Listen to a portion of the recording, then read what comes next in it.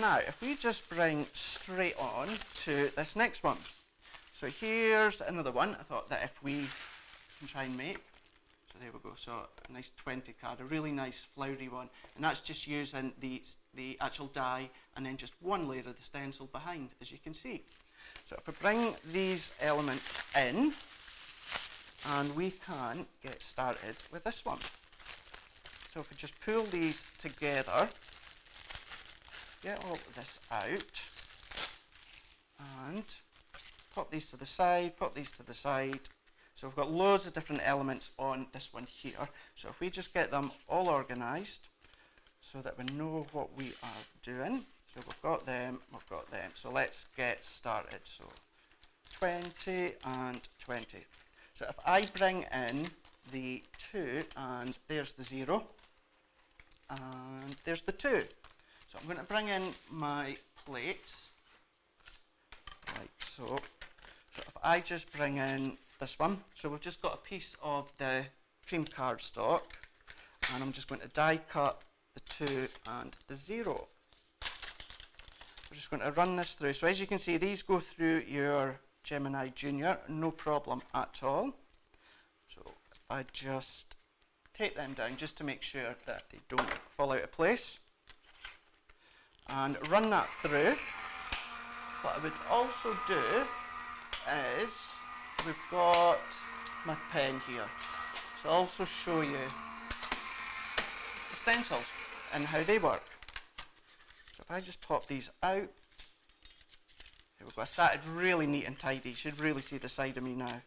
So if we just take these out, pop them, and then there's your die cut 2 and 0. So let's see if I've got this. No, other way. There we go. That's it. 2 and 0. Now, on this one, what we're going to do is see how on this card you've got your outer layer. So all that is just using your first layer of the stencil.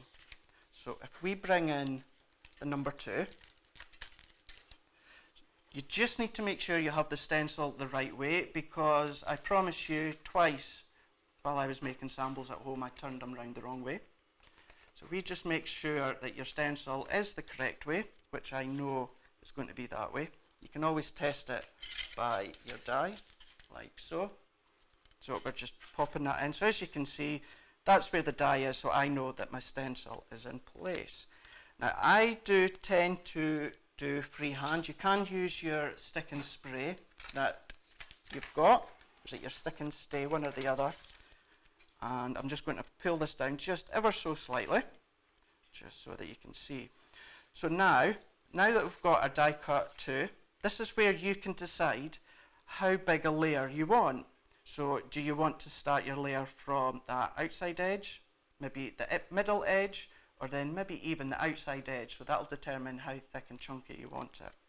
So if I'll move it out the way, so we're just going to go through the second layer.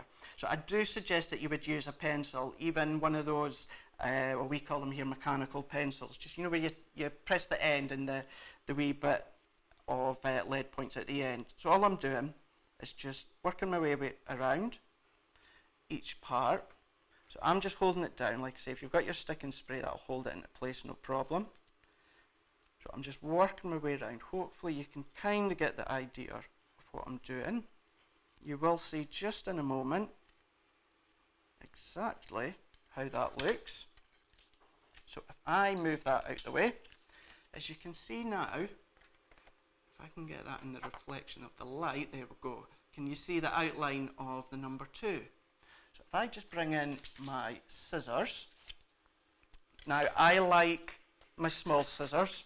This is just my personal preference. So what I tend to do is just very quickly, I just cut round whatever it is I am cutting out, in this case the stencil. So I'll put that to the side. Now all it is, it's just the case of following your cut line. Now if you're good with a craft knife, you could be using your craft knife, or if you prefer your larger scissors, then you can be using them.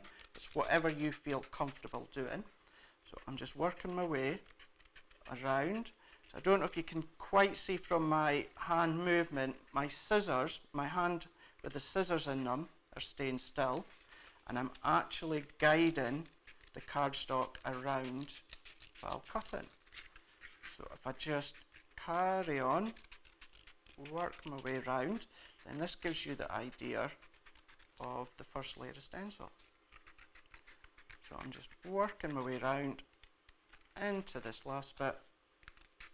Now this is where if you used your pencil, and if you did have any wee marks left over, you can just rub them out. But if we bring in the number 2, you will see, if I can just get that layered up in front of me first, there is the number 2. So I'm just going to, I want to get that just right, just so you can kind of see. There we go. We're going to stick it in together in a minute, but there you go. So there's your first layer for your number 2, like so. I am going to very quickly, and the craft fairies will probably look at me go, no, saying I'm going to go rogue just for a sec. I just want to show you or give you the idea of if you were to join them together. So again, I would be using a pencil. So all that I would do, this is just the way that I would do it. Again, if you use your stick and stay if you want, I'm just using a piece of the low tack tape. So I'd be using it in pencil, and then I'm just going to draw around the outside layer. So hopefully if my hands can get out the way. So there's the 2. Then you've got your 0. So I would just like to determine how far in I would like it. So because it's in pencil, I would just be drawing over at the moment and holding that into place, working my way around, and then where this is joined over, this bit in the centre, it's a right sheen on that cardstock, isn't it? It's glorious. There we go. So when coming to cut it out, this part in here I would leave connected, and you would just cut to these V's just there. If you can see my finger, there we go, just there, and then just cut into there, and then that will enable you to create the 20 and the 0, or the 2 and the 0 that will create the 20.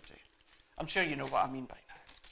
So if I bring these back in just to finish this one off, so we've got our 0 and we've got our 2, and for speed I'm just going to use my tape runner for you to see, and popping that into place, just hopefully, yep, there we go, like so. And then again, just with the 0, and work my way around like that, placing that into place like so. So there we go, there's our 2 and our 0. Now if I just bring these elements in, and we'll just finish off by getting this card created. So we're just going to use our tape runner. If you've got any of your Collal glue, that works just as well. Popping that into place. There we go. So there's our numbers going on in just a minute. So we'll create this border, working our way around like so. Then for these ones, all that I'm just going to do is take a bit of my Collal 3D glue gel. If you've got your Crafter's Companion 3D foam pads, you could be using them as well. That just gives it a wee bit of extra height. So if I think you can see up above, you can. So if I move that in, that just gives you an idea of where you can place it. So I'm going to pop the 2 there, and then again just a few more bits of 3D glue gel. Oh, a big bit on that one. So put a wee bit in the centre. There we go. Pop the 2 like so. So we've got that. Then we'll just finish off just by adding these extra elements like that. So we move that out the way, and we've got these flowers in, so it's just simply the case of arranging them. So if I just pop one there, we'll pop one down at the bottom, touch it with 3D glue gel. There we go. I love my Collal 3D glue gel. It's one that I use a lot. It's good. You can use it with your doing your matting and layering as well. Even if you don't want any height or dimension, you could still be using it just as a mat and layer glue. So if we pop these in, so I'm just wanting to have a look, see where I'm wanting to pop that. So we've got a wee bit of excess there, so I'm just going to prise that in. There we go. And prise this one in as well. So we're going to take these, popping them into place like so. Finish off with this one. So if I just pop that on the back, tuck that in, and finish with the bow and a sentiment, and that'll be us. So the good job with it being 3D glue gel, I can bring this down a bit and manoeuvre it in order to fit this in place. And same with, we'll just keep that with the one layer at the one height and tuck that in like so. And again, we can manoeuvre that like so, and that gives us our card. If it's your birthday and you're 20, there you go. So as you can imagine, you could be using that in so many different styles. You know, if you were just for a 2-year-old, you could be using your pinks, your lilacs, or if it's for a boy, you could be using your blues. Nothing to say that you can't be using your blues for the girls and pinks for the boys. So there we go. There we are. Just look at that. So that's how you're able to use your number dies as well as the stencils.